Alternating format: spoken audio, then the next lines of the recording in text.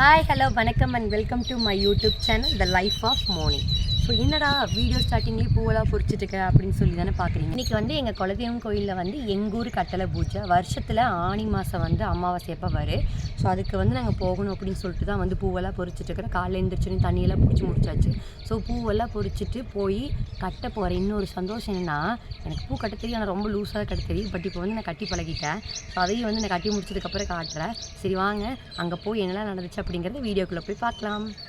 இந்த நாளில் வந்து பார்த்திங்கன்னா இன்னொரு முக்கியமான விஷயமும் நடந்துச்சு. என்ன அப்படின்னு சொல்லி பார்த்தீங்கன்னா, நாங்கள் பிஸ்னஸ்க்காக ஒரு ரேக் வந்து வாங்கியிருந்தோம். இது சின்ன விஷயந்தான், பட் எங்களை பொறுத்த வரைக்கும் இது ஒரு பெரிய விஷயம்.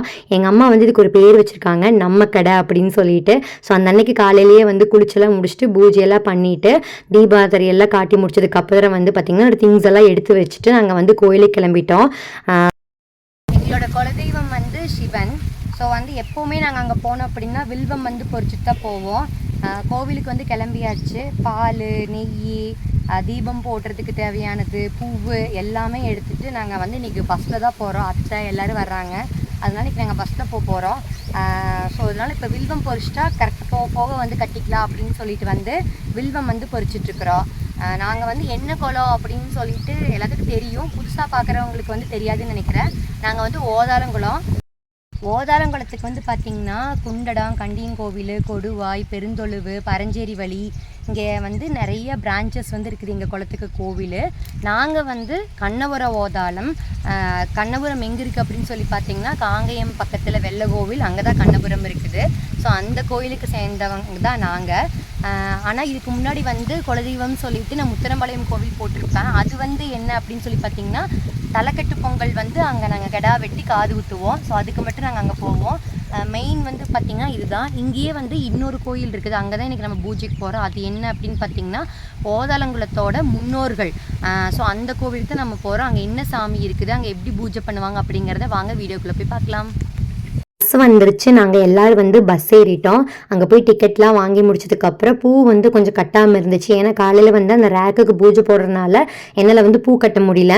சரி ஓகே, நம்ம வந்து கோயிலுக்கு போகிற வரைக்கும் ஃப்ரீயாக தானே இருக்குது அப்படின்னு சொல்லிட்டு நம்ம பூ கட்ட ஆரம்பிச்சிட்டோம். அப்புறம் தீபமெல்லாம் வந்து நாங்கள் அங்கே போய் தான் வாங்கினோம். ஸோ வீட்டிலேருந்து வாங்கலை, அங்கே போய் வாங்கிக்கலான்னு விட்டுட்டு அங்கே போய் ஒவ்வொரு நல்ல தீபமாக நான் அண்ணி எல்லாம் வந்து எடுத்துகிட்டு இருந்தோம். ஸோ கோயிலுக்கு தேவையான மற்ற திங்ஸ் எல்லாம் வாங்கிட்டு நாங்கள் நடந்து போக ஆரம்பிச்சிட்டோம். ஆல்ரெடி வந்து பார்த்திங்கன்னா சித்திரக்கனி அன்னைக்கு நான் வந்து ஒரு vlog வந்து போட்டிருப்பேன்.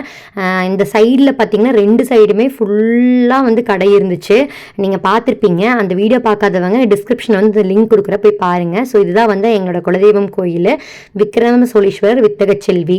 ஸோ இந்த கோயிலில் உள்ள என்ட்ரானே வந்து பார்த்திங்கன்னா நெய் தீபம் போடலாம் அப்படின்னு சொல்லிட்டு தீபம் போட்டுட்டு இருந்தோம். இந்த சைடில் வந்து பார்த்திங்கன்னா மொத்தம் 3 கோயில் இருக்குது. அது என்னென்ன அப்படிங்கிறத நான் அடுத்து சொல்கிறேன். ஸோ மங்களகரமாக போன உடனே வந்து பார்த்திங்கன்னா தீபமெல்லாம் போட்டு முடிச்சுட்டு கோயில் பிரகாரத்தை நாங்கள் சுற்றி வர ஆரம்பிச்சிட்டோம். எனக்குன்னு இல்லைங்க, குலதெய்வம் கோயிலுக்கு யார் போனாலுமே சரி, மற்ற கோயிலுக்கு போன ஒரு திருப்தியை விட ஒரு மடங்கு அதிகமாக குலதெய்வம் கோயிலுக்கு போகும்போது இருக்கும். ஒவ்வொரு சன்னதியில் இருக்கக்கூடிய சாமியும் கும்பிடும்போது அவ்வளோ ஒரு திருப்தி கிடைக்கும் நம்மளுக்கு. நாங்கள் வந்து கோயில் பிரகாரத்தை சுற்றி வர ஆரம்பிச்சிட்டோம். இதுதான் வந்து பார்த்திங்கன்னா அம்மன் சன்னதி. இங்கே வந்து பார்த்திங்கன்னா விநாயகர் இருக்கார். இந்த கோயில் எனக்கு ரொம்ப ஒரு பிடிச்ச விஷயம் என்ன அப்படின்னு பார்த்திங்கன்னா 6 முகத்தோட முருகர் வந்து இருப்பார். எனக்கு பேசிக்காகவே வந்து 6 முகம் கொண்ட முருகரை பார்க்கும்போது ரொம்ப ஒரு வைபாகும். அதனால் வந்து எனக்கு குலதெய்வம்ங்கிறத விட இன்னொரு படி அதிகமாக இந்த முருகன் இங்கே இருக்கிறதுனால எனக்கு அங்கே போகிறதுனாலே ரொம்ப இஷ்டமாக இருக்கும்.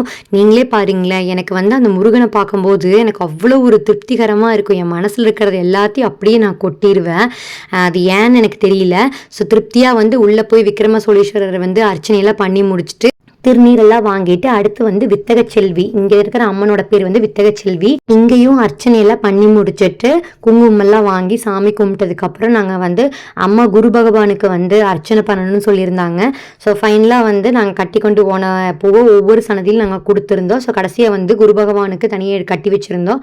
அதை கொடுத்து அர்ச்சனை பண்ணி முடிச்சுட்டு அடுத்து வந்த கோவில் என்ன அப்படின்னு பார்த்தீங்கன்னா ஸ்ரீ கரியகாளி அம்மன்.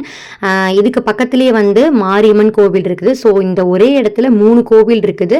3 கோவிலுமே ஒவ்வொரு குளத்துக்கு சேர்ந்தது இருக்குது. அது எனக்கு பர்டிகுலராக என்னென்ன குளம் அப்படிங்கிறது தெரியல. இது வந்து பார்த்திங்கன்னா மாரியம்மன் கோவில். ஸோ வந்து ஒரு ரொம்ப பிரம்மாண்டமாக இருக்கும். சித்திரை மாத தேர் அப்படிங்கிறது வந்து அவ்வளோ விமர்சையாக வந்து கொண்டாடுவாங்க. நான் சித்திரை மாதத்தில் வந்து அந்த வீடியோ போட்டிருப்பேன், நீங்கள் பாருங்கள். இந்த 2 சைடு வந்து பார்த்திங்கன்னா அவ்வளோ கடை போட்டிருப்பாங்க. சூப்பராகவும் இருக்குது. 2 சைடு நல்லா மரத்தோட நல்லா இருக்கும். ஸோ அங்கே கும்பிட்டு முடிச்சதுக்கப்புறம் இப்போ நாங்கள் இங்கேருந்து நடந்து போகணும். கொஞ்சம் தூரம் போனாலே இந்த கோவில் இருக்குது. இது என்ன கோவில் அப்படின்னு சொல்லி பார்த்தீங்கன்னா பொன்னம்பல சுவாமிகள் உத்தமி தாயார். இவங்க தான் வந்து ஓதாள குலத்தோடைய முன்னோர்கள். செம்பருத்தி பூவில் வந்து மாலை கட்டி கொண்டு போயிருந்தோம். அது அரளிப்பூ மாலை எல்லாமே வந்து நாங்கள் கொடுத்து முடிச்சதுக்கப்புறம் இன்றைக்கி வந்து எங்கள் கட்டளை பூஜைங்கிறதுனால எங்களோட ஊர் பேர், தேதி அதெல்லாம் போட்டதுக்கப்புறம் எல்லாத்தோட பேரும் வந்து அர்ச்சனைக்காக நான் எழுத ஆரம்பிச்சிட்டேன்.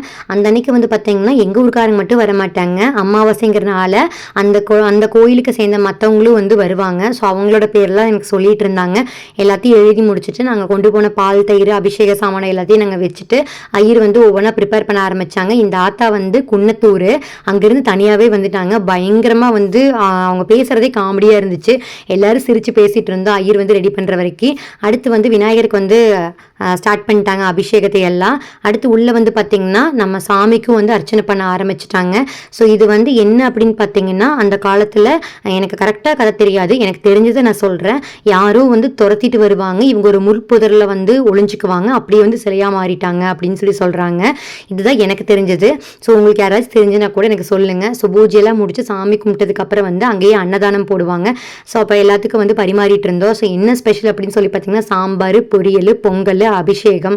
ஸோ இதெல்லாம் தான் வந்து அன்னைக்கு அன்னதானத்தில் வந்து போட்டிருந்தாங்க. சாப்பிட்டு முடிச்சதுக்கப்புறம் அர்ச்சனையெல்லாம் முடிச்சுட்டு பிரசாதம் கொடுத்தாங்க. அது அம்மா, அத்தை எல்லாரும் வந்து எல்லாத்துக்கும் பிரித்து கொடுத்துட்டு இருந்தாங்க. எல்லாமே வாங்கி முடிச்சதுக்கப்புறம் திருப்தியாக வந்து நாங்கள் திருப்பியும் நடந்து போக ஆரம்பிச்சிட்டோம். அந்த மொட்டை வெயில் நடந்து போகிறங்கிறது ரொம்ப கஷ்டமான ஒரு விஷயந்தான். ஃபைனலாக பஸ் ஏறி நாங்கள் வந்து வீட்டுக்கு கிளம்பி வந்துட்டோம். இந்த வீடியோ உங்களுக்கு பிடிச்சிருக்குன்னு நினைக்கிறேன். இந்த வீடியோ பிடிச்சிருந்தா மறக்காமல் வந்து லைக் பண்ணுங்கள். என்னோட சேனலை வந்து மறக்காமல் சப்ஸ்கிரைப் பண்ணுங்கள். ஸோ அடுத்த வீடியோவில் பார்க்கலாம். டாடா, பாய்.